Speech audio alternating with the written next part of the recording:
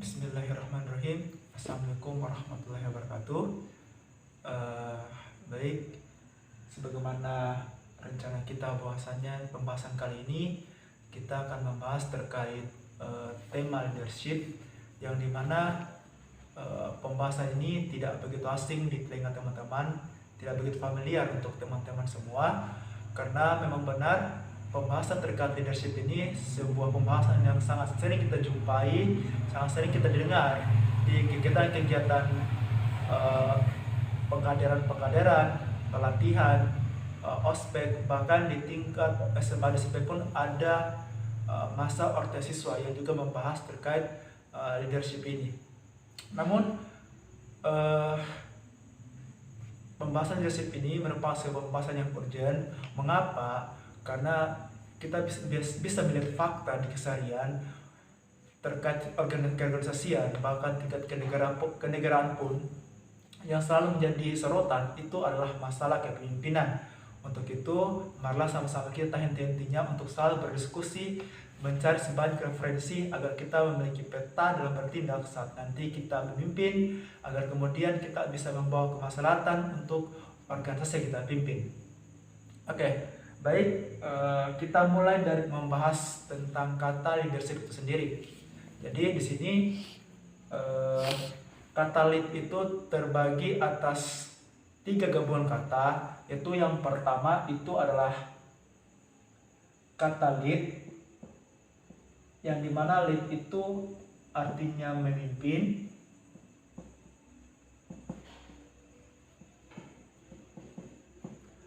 Yang kedua adalah leader, yang artinya itu pemimpin.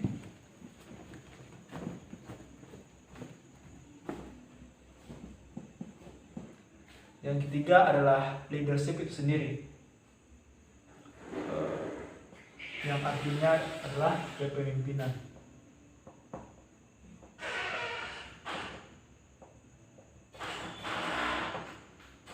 Oke.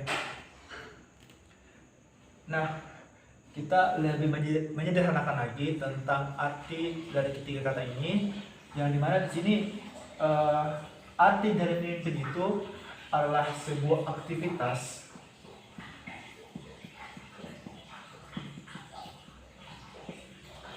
sedangkan pemimpin ini adalah individu atau orang yang melakukan aktivitas.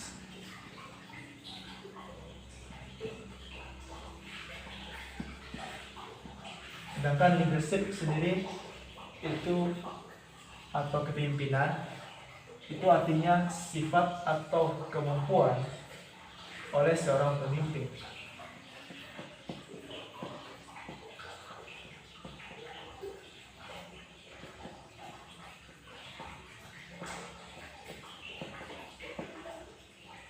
Jadi sekali lagi,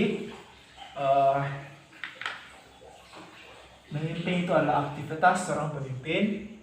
Pemimpin itu adalah individu yang menjalankan proses kepemimpinan, sedangkan kepemimpinan artinya adalah sifat atau kemampuan, karakteristik atau karakter dari seorang pemimpin.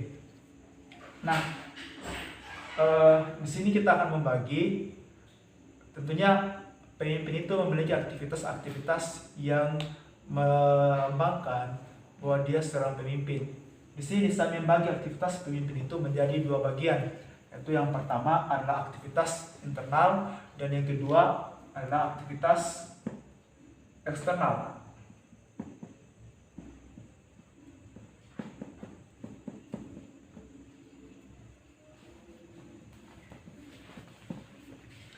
Aktivitas internal ini adalah sebuah aktivitas terkait pengaturan diri kita. Salah satunya itu adalah penguasaan tentang emosional kita, karena masih banyak pemimpin di luar sana yang masih membawa perasaan saat dia menjadi seorang pemimpin.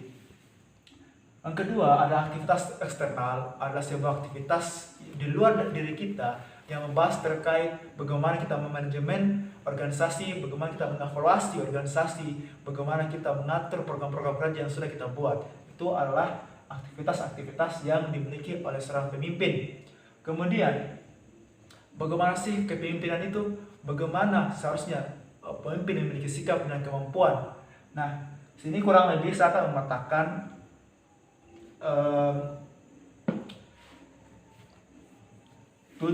tujuh dari sifat yang harus dimiliki seorang pemimpin.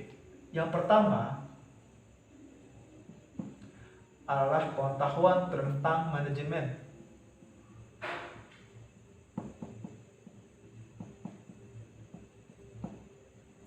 Seorang pemimpin sangat penting memiliki pengetahuan tentang manajemen ini, karena seorang pemimpin juga manusia, apalagi kita sedang berbicara terkait organisasi kemasyarakatan, organisasi sosial, yang dimana kebanyakan situ kita tidak mendapatkan feedback yang setimpal. Jadi seorang pemimpin juga manusia yang memiliki banyak aktivitas lainnya, sehingga dia perlu memanajementasi waktunya agar bagaimana dia mengerjakan yang ini dan yang itu, sehingga dia bisa menjalankan kedua atau tiga aktivitas itu tanpa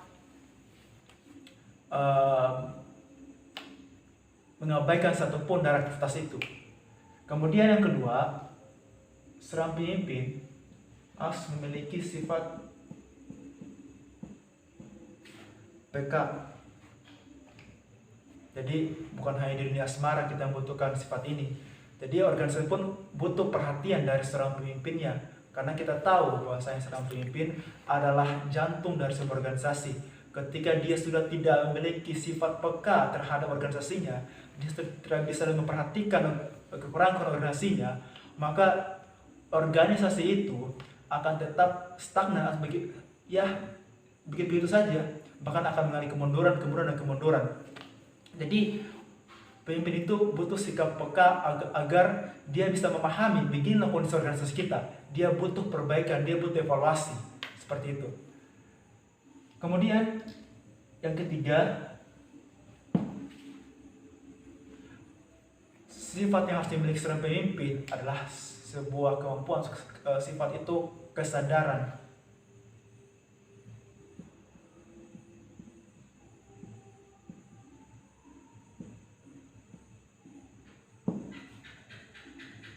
Jadi pemimpin itu harus sadar akan dirinya dan tanggung jawabnya. Dia sebagai apa dalam organisasi itu? Dia sebagai pemimpin dan dia memiliki tanggung jawab apa? Karena jabatan seorang pemimpin itu adalah jabatan pengabdian. Jabatan pemimpin itu bukan sebuah panggung untuk mencari nama ataupun sekedar mengambil sebuah kekuasaan. Kita harus bersadari bahwa ketika kita menjadi seorang pemimpin, kita harus sadar bahwa kita punya tanggung jawab yang sangat besar terhadap kelangsungan organisasi kita. Bahkan lebih luas lagi, kita punya tanggung jawab terhadap sosial masyarakat. Jadi seorang pemimpin ketika dia tidak menyadari tugasnya dan wewenangnya dalam menjadi seorang pemimpin, maka organisasi itu tidak akan membawa kebaikan bagi dirinya, anggotanya, maupun kepada masyarakat. Jadi sangat penting seorang pemimpin memiliki kesadaran ini. Kemudian yang keempat,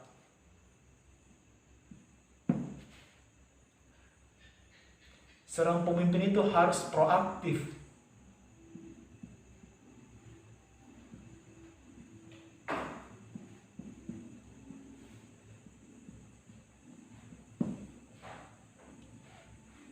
Kenapa?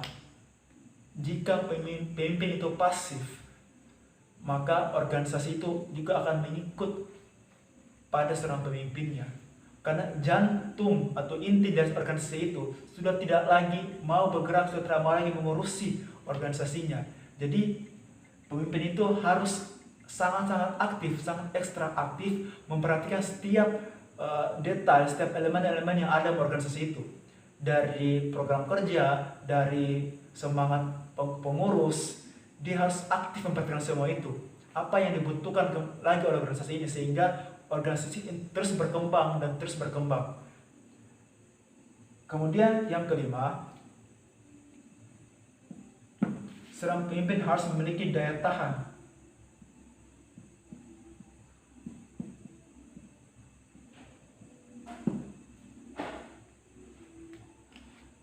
Kita juga tidak bisa membohongi diri bahwasanya memang menjadi seorang pemimpin bukanlah suatu aktivitas yang mudah, bukanlah sebuah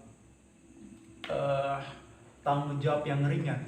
Menjadi seorang pemimpin itu memiliki dinamika yang sangat besar, memiliki cobaan-cobaan yang sangat besar. Jadi seorang pemimpin itu harus memiliki daya tahan yang sangat kuat ketika dia mendapatkan cobaan pada saat kepemimpinannya. Kenapa? Ketika pemimpin itu tidak memiliki daya tahan kuat pada saat dia memimpin, otomatis organisasi itu juga tidak akan kuat, karena fondasi dari sebuah organisasi itu pada pemimpinnya. Jadi sangat wajib bagi seorang pemimpin memiliki daya tahan yang kuat seperti ini.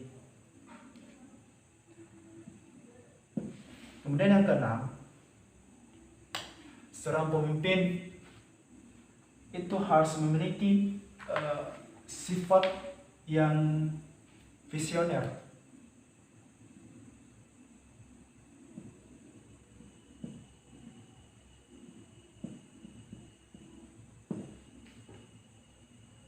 Apa sih visioner itu?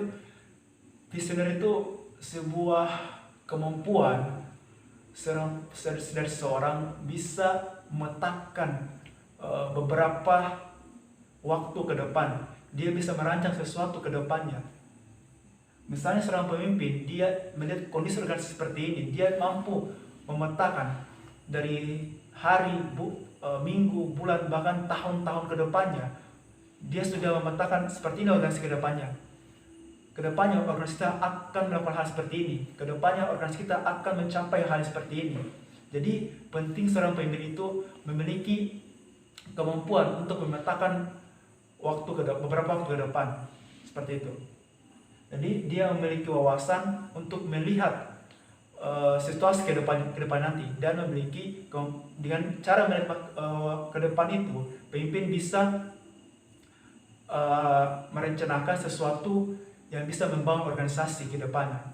Seperti itu. Kemudian yang terakhir, kan tadi disebut 7. Jadi yang terakhir itu pemimpin harus komunikatif.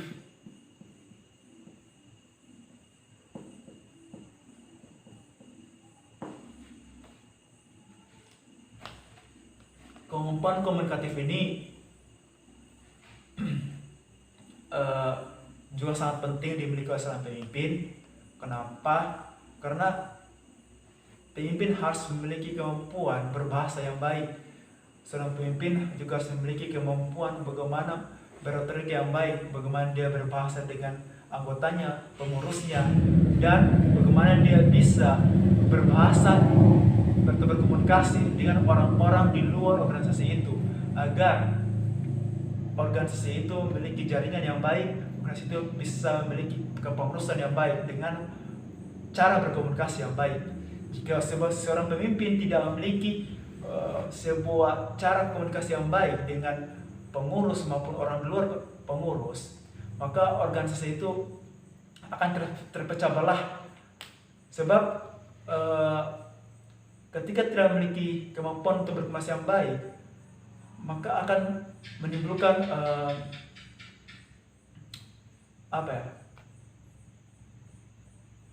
seperti bahasa-bahasa yang kurang baik didengar, bahasa-bahasa yang merendahkan atau lain sebagainya. Jadi sangat penting bagi seorang pemimpin itu memiliki kemampuan berkomunikasi agar bisa menjaga keutuhan organisasi itu. Nah, mungkin itu saja yang saya dapat sampaikan di kesempatan kali ini. Dan kita bisa lihat bahwasanya pemimpin itu sangat memiliki power untuk keutuhan organisasi itu. Dari semua yang terjelaskan tadi, kita sangat-sangat sepakat bahwasanya pemimpin itu adalah jantung organisasi yang bisa melumpuhkan organisasi dan juga bisa mengembangkan organisasi. Jadi untuk itu marilah selalu kita belajar tentang kepemimpinan, karena kedepannya insya Allah kita akan menjadi pemimpin yang bisa membawa kemaslahatan bagi masyarakat. Sekian dari saya. Wabillahi taufiq hidayah. Wassalamualaikum warahmatullahi wabarakatuh.